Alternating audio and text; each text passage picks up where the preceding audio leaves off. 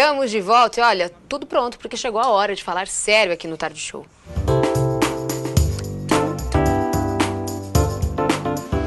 Isso aí, vários são os motivos que levam à dependência química. Pois é, mas o final é sempre o mesmo, viu? De alguma maneira as drogas pervertem o sistema de recompensa e vários outros efeitos que nós vamos descobrir agora com os nossos convidados que já estão aqui comigo, a nossa querida psicóloga Marjorie Lotufo, o Paulo Sérgio Campos e o Marcelo Cusatz. Tudo bem, gente? Tudo bom? Boa tarde a Boa todos. Marjorie já é de casa, vocês são novos, então sejam bem-vindos, viu? Obrigado. Obrigado. Ótimo. Vamos falar de um assunto que é um assunto delicado, né? Cá entre nós é um assunto delicado de se conversar. Eu, pelo menos, vejo assim. É um assunto que existem vários tabus, dúvidas, coisas desconhecidas também. Posso perguntar tudo que eu quiser para todos vocês? Sem problema. Estou liberada hoje? Estou liberada. Não só delicado, né, Marcela? É de coragem. É verdade. É um ato de coragem poder falar em público para quem está nos assistindo, que já usou, né? Já usei alguma droga. Isso já passei por importante. isso, né? Já passei por isso. Ótimo. Vamos entender como é que funciona, ou pelo menos tentar entender como é que funciona? As drogas, de um modo geral, elas acionam um mecanismo de recompensa do cérebro? É assim que elas acabam por viciar? Pode-se dizer isso ou não? É um conjunto, né, de fatores, desde acho que as frustrações pessoais de cada um, Tá. essa vida moderna, a facilidade de acesso hoje, Tá. a questão das drogas, o acesso e também vamos dizer, a droga ela é espalhada pela cidade e muito pouco se tem sobre quem usa diferencial e quem usa e quem acaba traficando, comercializando. Então esse limiar é uma coisa, acho que ajuda a estar complicando, né? A disseminando isso. Entendi. Mas no geral, assim, pode-se dizer que uma droga oferece um prazer, né? Obviamente, a gente sabe que algumas drogas oferecem um prazer, uma recompensa. Paulo, você que já passou por isso, explica pra gente tentar entender um pouquinho melhor. As drogas, de um modo geral, elas oferecem um prazer ou tem algum tipo de drogas que oferece outro tipo de sensação? Por que isso acaba viciando? Conta um pouquinho pra gente, por favor.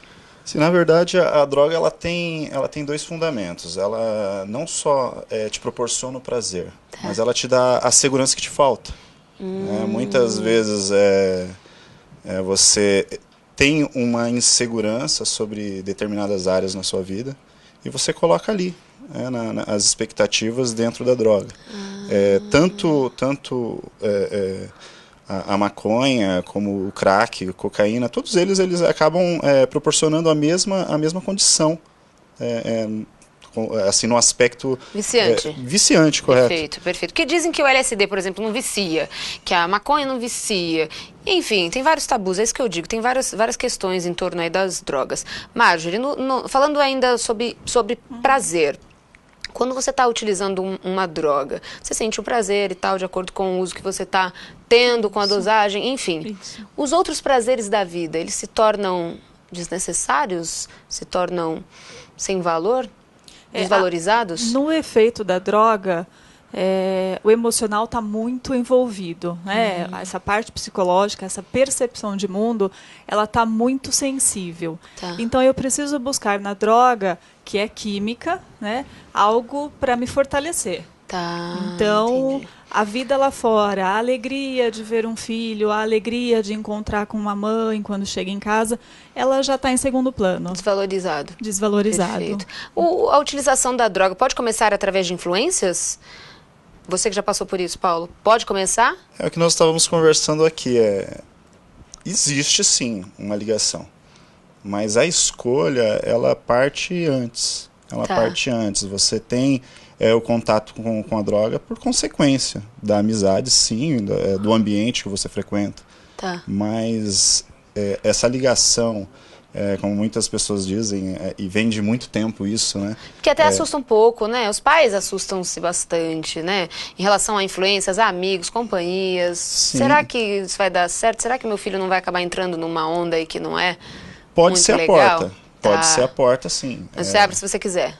Claro, justamente. Entendi. O usuário ele tem consciência do que ele está fazendo quando ele entra. Isso é quando ótimo de experimenta. você A diferença é que a adicção ela sofre um processo diferente. Você entrou nas drogas, você experimentou droga, como muitas pessoas experimentam e não ficam, Mas o adicto não. O adicto, ele, a partir do momento que ele experimentou, ele está tendo uma ligação, né? Seja psicológica, seja genética, ele está tendo uma ligação com a droga. E aí isso vai se perdurando e se tornando pior. Você começou como, Paulo? Eu comecei com cola. Aos 17, 18 anos, eu Só comecei cheirando por cola. Si próprio? Sim. Sou de uma família de classe média, nós nunca tivemos problemas. Minha mãe sempre deu bastante educação, sempre dando exemplos. Tem um padrasto que me via nos bares, na época dos fliperamas, e me tirava, parava o ônibus em frente ao bar, né, que ele vinha do trabalho, e me levava para casa. Então, exemplos eu tinha. O problema é que, assim, essa inconstância minha, né, desde criança, como nós estávamos conversando, eu já tinha, quando criança, algumas perguntas sem respostas, algumas curiosidades, e não conseguia me comunicar, não conseguia lançar para fora essa ansiedade. E na rua não, na rua era diferente. Aí entrou um pouco da amizade, né? Fiz algumas amizades na rua e fui vivendo as fases até encontrar a droga. Entendi. Então, você encontrou aí um espaço para que você pudesse sim, se manifestar e ser aí o que você Ele encontrou um espaço para que ele pudesse ser ele mesmo. Sim. Dentro do ambiente da casa dele, ele não tinha essa oportunidade. Entendi. É aquilo que a gente sempre fala aqui e repete, né, Marcela?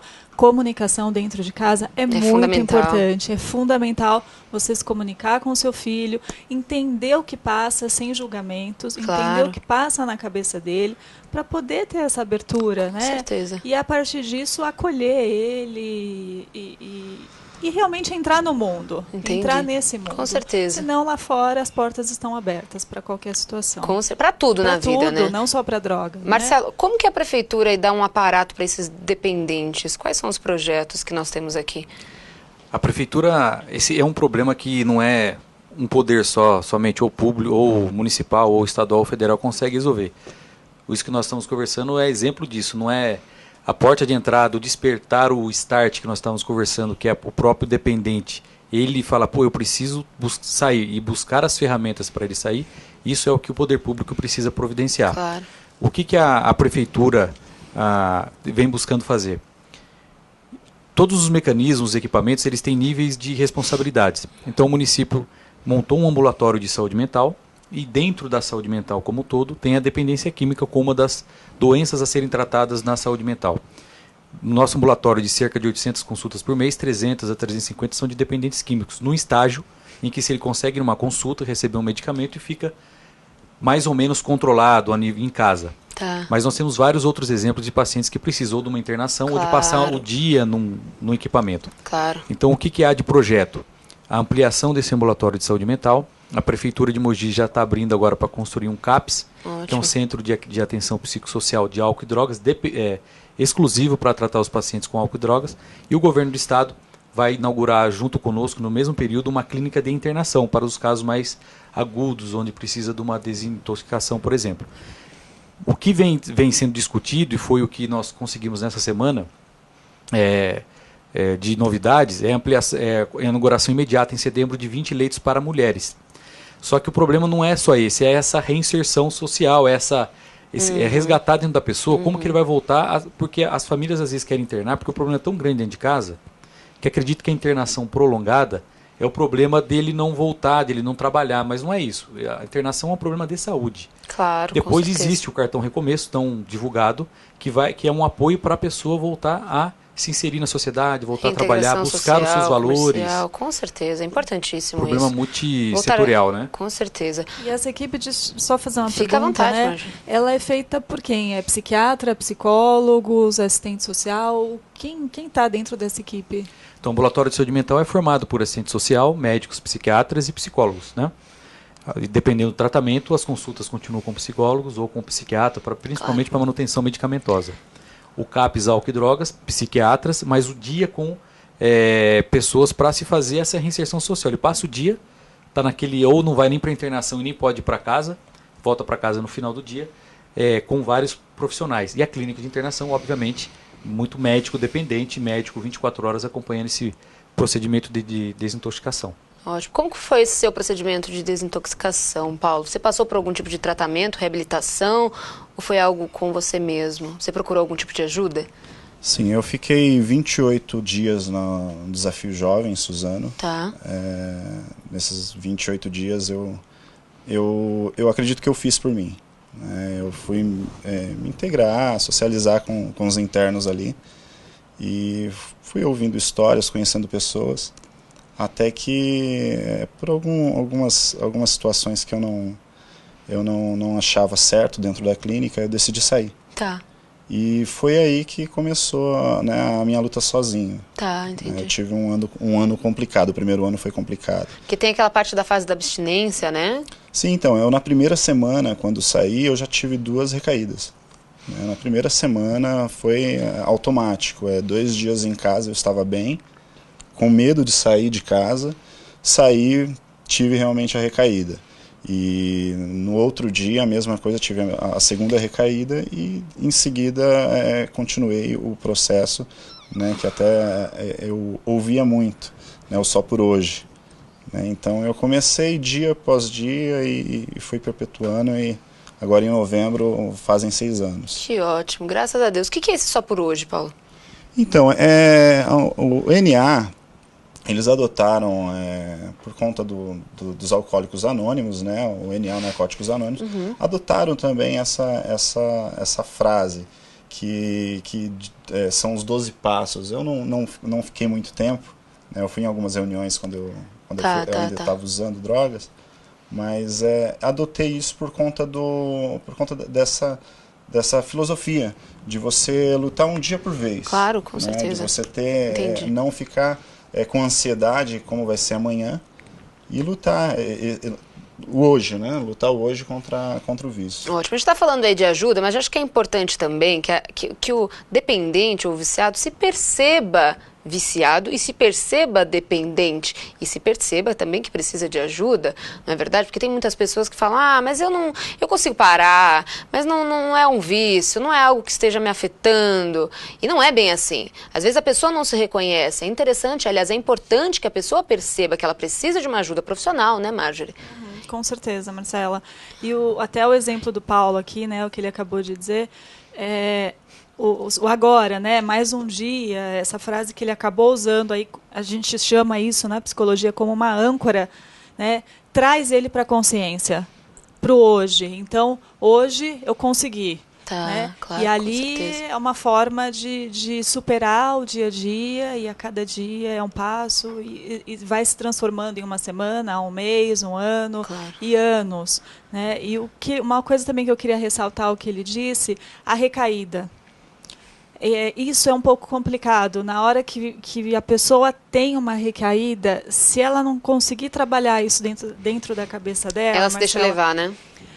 É a hora que ela volta e fala, tá vendo? Eu sou um fracassado. Eu não consigo nunca, eu não saio do lugar, eu não sirvo para nada, eu não presto para nada.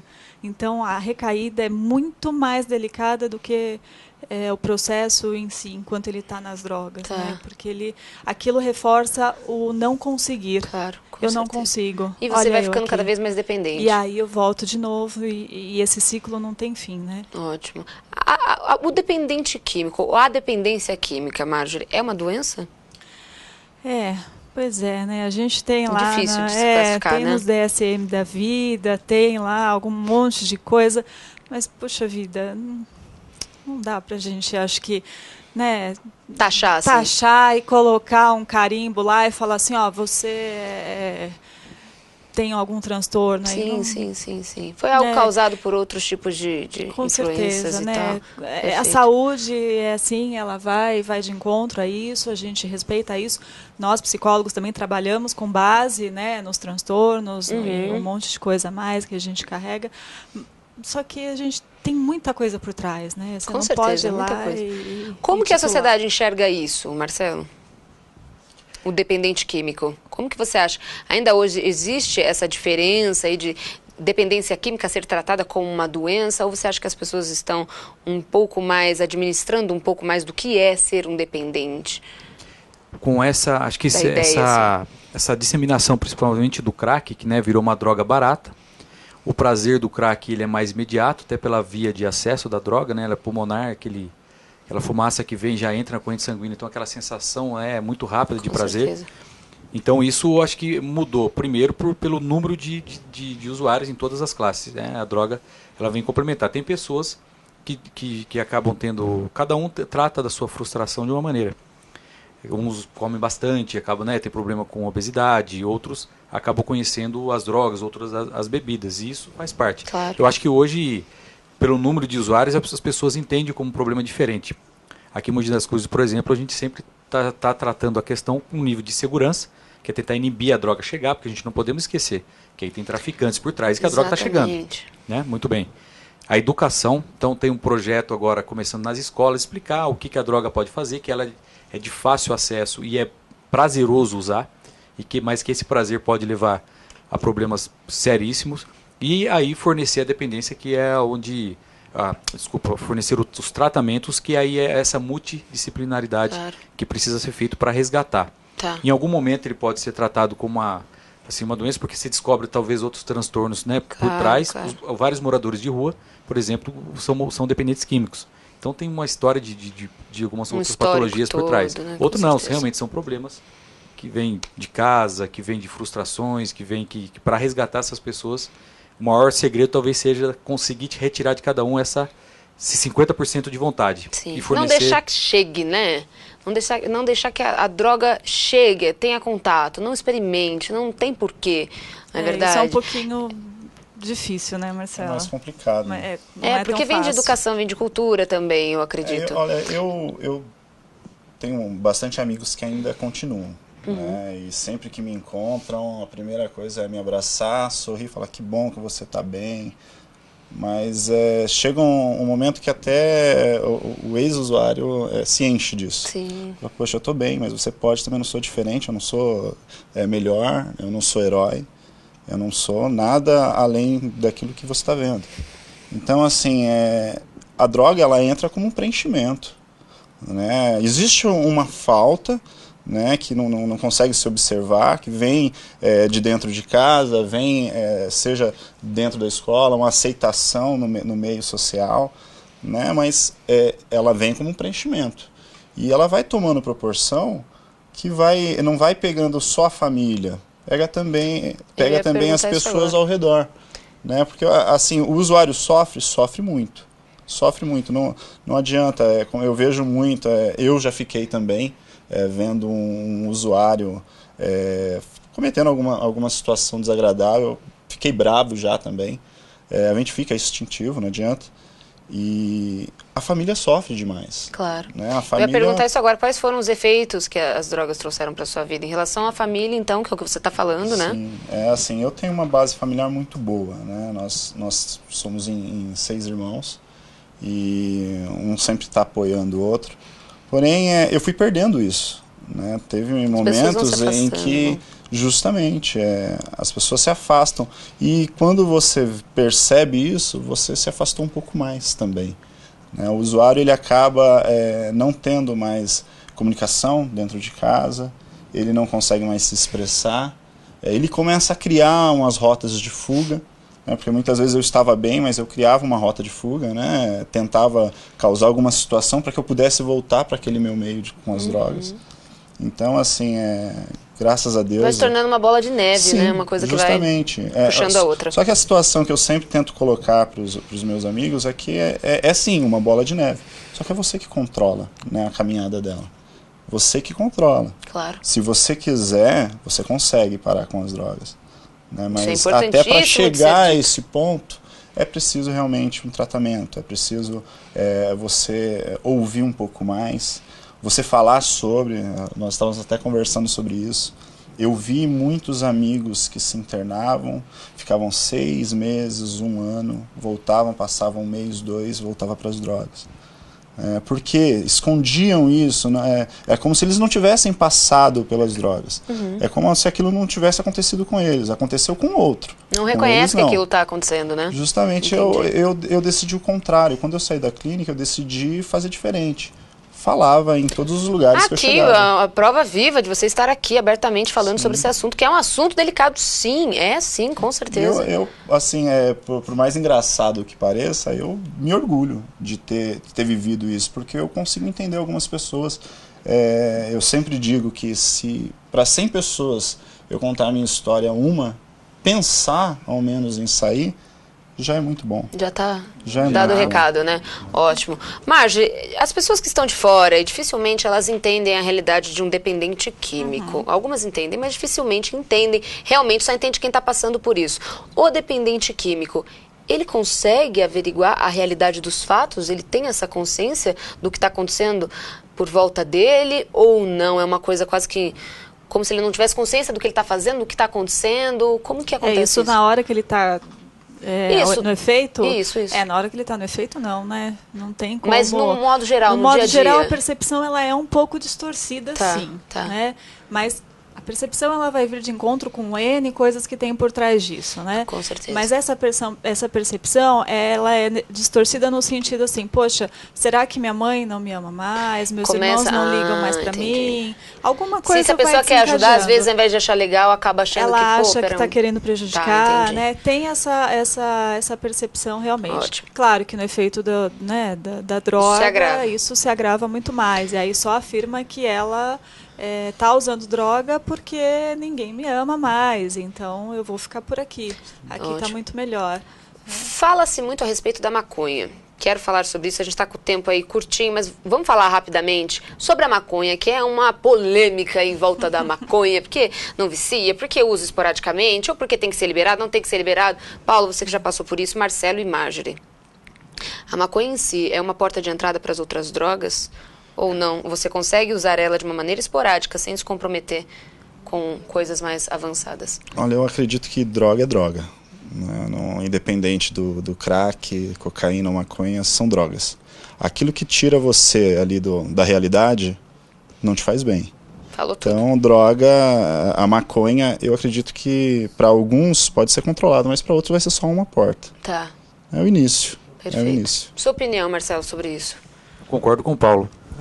Acho que a maconha ela vai quebrando o tabu de quem começa a usar, porque às vezes ninguém tem coragem de usar uma cocaína, uma crack, que é uma droga química. Tem aquela, foi uma coisa tranquila? Vamos ver o que tem aquela fantasia, né? Uma droga química, e aí começa, acho que vai perdendo talvez um pouco o medo e vai evoluindo para chegar na droga química, que é a que mais causa dependência, né? Lembrando que a droga, por exemplo, o crack, o que se faz utilizar, as pessoas precisam 2, 3 dias seguindo, é porque quando vai acabando o efeito, vem aquele sintoma depressivo.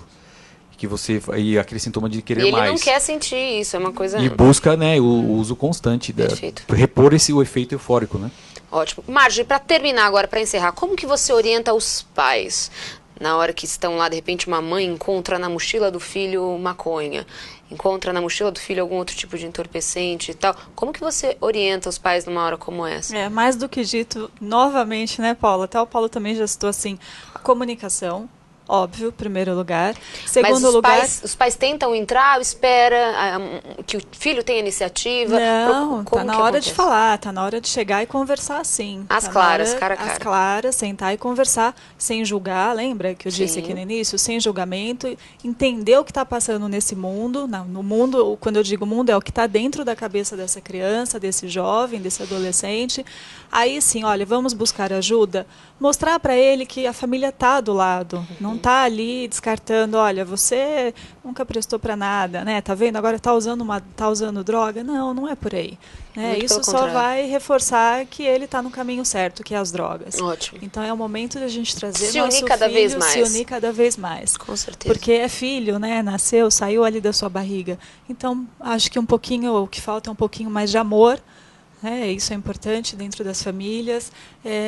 Comunicação de um modo geral, informação. Comunicação de um modo geral, informação, né? Porque a ignorância respeito. Leva as pessoas a mais ignorância. Então, informação, saber o que está acontecendo de fato. O jovem acaba se fechando, né? Você vem com as pedras, né, nas mãos, ele dá as costas. E até uma sugestão para o Marcelo, não sei se já é feito isso, o tratamento com as famílias é primordial. Para que isso aconteça. Tem um grupo familiar, mas obrigado. Ótimo. Gente, esse foi um bate-papo maravilhoso sobre dependência química. Eu vou pedir os contatos de vocês. Eu sempre encerro o bloco. Eu vou pedir para você encerrar com um recado para quem está em casa, para os pais, pessoas que estejam passando pelo que você passou. Posso? Claro. Aproveitando que você fala super bem, fala abertamente. Passa um contato para a gente, Marcelo, por favor, quem quiser ter mais informações a respeito. Claro, pode entrar em contato com a Secretaria Municipal de Saúde, é uma das secretarias envolvidas, existe Secretaria de Educação, Ciência Social, mas enfim, da Saúde pode ligar no 4798-7373 ou no e-mail saude@pmmc.com.br. Estamos à disposição para conversarmos e acertarmos sugestões. Ótimo. Marjorie, querida. Do consultório é 2832-3676. E agora, para encerrar, Paulo, pergunta simples, básica. É possível se livrar das drogas? Encerra ali pra gente. Não só é possível, como estou aqui como parte da realidade. Você abandonar o seu filho, você deixar com que essa história continue, você está perdendo não só seu filho, está perdendo a sua família. Então, se eu posso até dar um conselho, luta pela sua família. É o melhor. Sempre. Obrigada. Ótimo. Tarde Show agora vai para um rápido intervalo comercial. Não sai daí, a gente volta já. O amor se deixa surpreender.